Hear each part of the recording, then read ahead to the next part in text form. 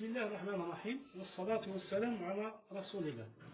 Dans la séance précédente, on a présenté la commande vectorielle de la machine asynchrone et on a vu que la commande vectorielle présente deux inconvénients majeurs tels que la sensibilité face aux variations paramétriques de la machine, notamment la résistance rotorique qui mène à la perte de découplage entre le flux et le couple.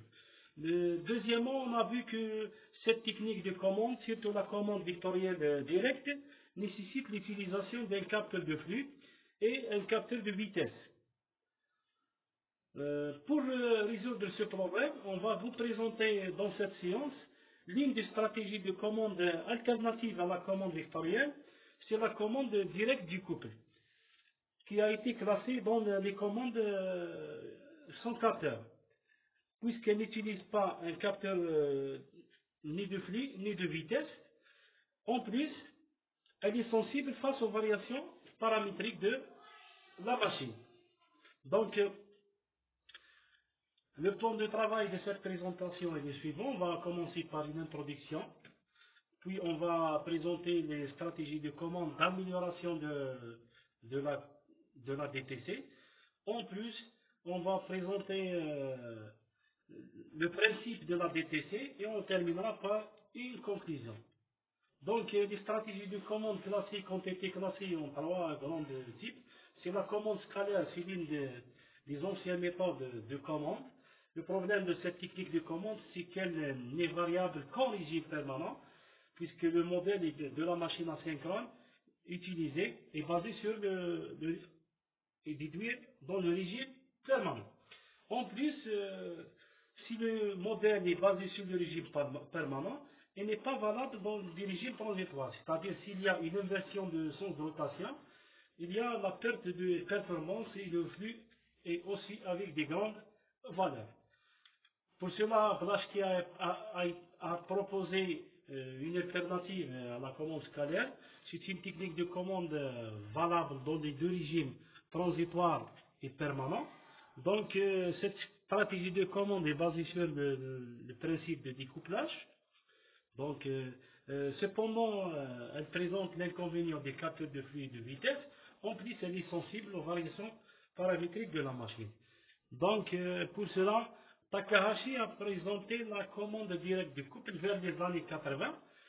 Cette technique de commande, elle est basée sur la détermination directe des séquences de commutation de l'onduleur afin de maintenir le flux et le couple à l'intérieur de deux bandes à hystérésie, c'est-à-dire c'est une commande qui contrôle le flux et le couple. Elle présente plusieurs avantages tels que la dynamique rapide du couple. En plus, elle ne nécessite pas un capteur. Il n'existe pas le bloc MLI, donc on n'a pas d'MLI ici. On a une table de commutation qui contrôle l'onduleur. L'inconvénient de cette stratégie de commande, c'est qu'elle présente une ondulation du couple et du flux qui mène à une fréquence ou qui entraîne une fréquence de commutation non maîtrisée, c'est-à-dire une fréquence de commutation variable, c'est-à-dire il y a par la suite des bruits audibles. Pour cela, plusieurs travaux ont été proposés pour améliorer la DTC classique, telle que la DTC SVM proposée par Thomas Hebelter. C'est une technique de commande qui est basée sur un calcul prédictif du vecteur de tension appliqué en se basant sur la modulation vectorielle. Les résultats obtenus par ce travail, il a obtenu une fréquence de commutation maîtrisée, c'est-à-dire constante. Il y a une diminution des ondulations du couple et du courant. Le problème de cette stratégie de commande, c'est qu'elle est un peu compliquée par rapport à la DTC classique. Il y a un autre travail présenté par Kassadi. Il a présenté la DTC DSVM. C'est une stratégie de commande classique, DTC classique, mais il est basé sur un comparateur hystérésis pour le couple 5 niveaux. Ce comparateur a conduit à une grande famille de tension de l'onduleur, c'est-à-dire il a obtenu plusieurs vecteurs de tension, tels que les tensions nulles, les tensions faibles, les tensions moyennes et les grandes tensions. Les résultats obtenus par ce travail, il a obtenu une réponse du couple bien améliorée. La fréquence de commutation est constante. Il a maîtrisé la fréquence de commutation. Cette technique de commande est moins compliquée que la DTC SVM.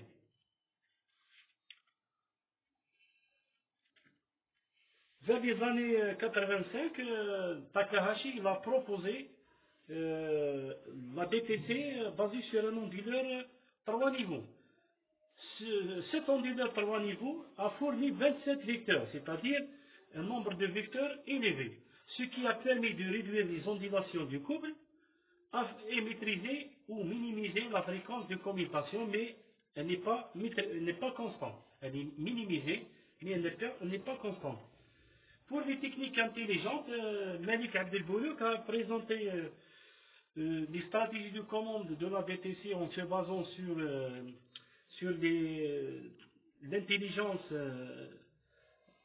artificielle, c'est-à-dire que il a présenté plusieurs papiers tels que la commande DTC basée sur les onduleurs, basée sur les réseaux de neurones, et la DTC basée sur la logique floue. Il a obtenu un système très rapide, mais la fréquence de commutation n'est pas maîtrisée. La DTC présente une alternative à la commande vectorielle. Cette technique de commande vectorielle a l'inconvénient que le capteur de flux est nécessaire pour réaliser cette stratégie de commande, le capteur de vitesse aussi. En plus, elle est sensible aux variations paramétriques de la machine. Donc, le principe de la commande vectorielle est basé sur l'orientation du flux rotorique selon l'axe direct, donc le flux rotorique en quadrature nulle. Pour cela, le couple de la machine est devenu linéaire et similaire à celui d'une machine à courant continu. Donc, tel que le courant selon l'axe Q, il contrôle le couple, et le courant selon l'axe B, il contrôle le flux. Donc la machine asynchrone est devenue similaire à une machine à courant continu. Les commandes vectorielles peuvent être classées en deux types. La commande vectorielle directe, cette technique de commande est peu sensible aux variations paramétriques, mais la nécessité d'utilisation d'un capteur de flux. Donc, le capteur de flux est fragile face aux variations de la température, etc. Pour cela, plusieurs travaux ont été proposés par des observateurs de flux et de vitesse. Pour la commande vectorielle indirecte, elle présente une grande sensibilité face aux variations paramétriques. En plus, elle nécessite la mise en place d'un capteur mécanique de vitesse, puisque le flux n'est pas révélé dans la commande vectorielle indirecte. Donc, pour ce problème de variation paramétrique, il y a la nécessité d'utilisation des méthodes adaptatives pour adapter les régulateurs face aux variations paramétriques.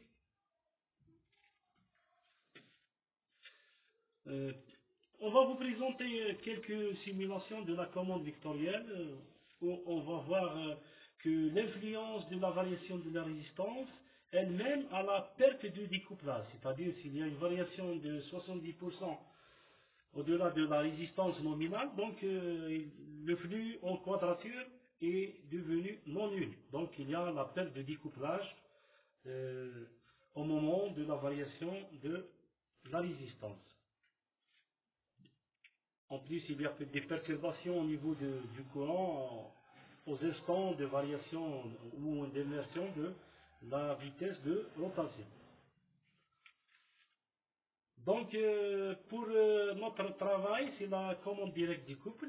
La DTC, il est basé sur l'estimation du flux et du couple il est basé sur l'estimation du flux de couple à partir des mesures des courants et des tensions. C'est-à-dire, on mesure des courants et des tensions ici. On va faire des transformations triphasées, biphasées, puis on détermine ou on estime le flux et le couple. Le flux estimé et le couple estimé sont comparés à deux grandeurs de référence, c'est-à-dire le couple est comparé au couple de référence, le flux est comparé au flux de référence. Les erreurs de ces deux comparateurs sont appliquées à deux comparateurs hystérisistes.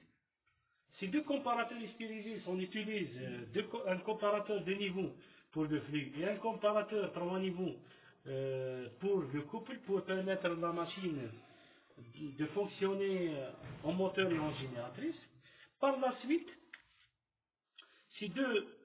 les sorties de ces deux comparateurs hystérisistes, plus la section où il se trouve le flux statorique, donc il y a une table de commutation qui remplace la MLI.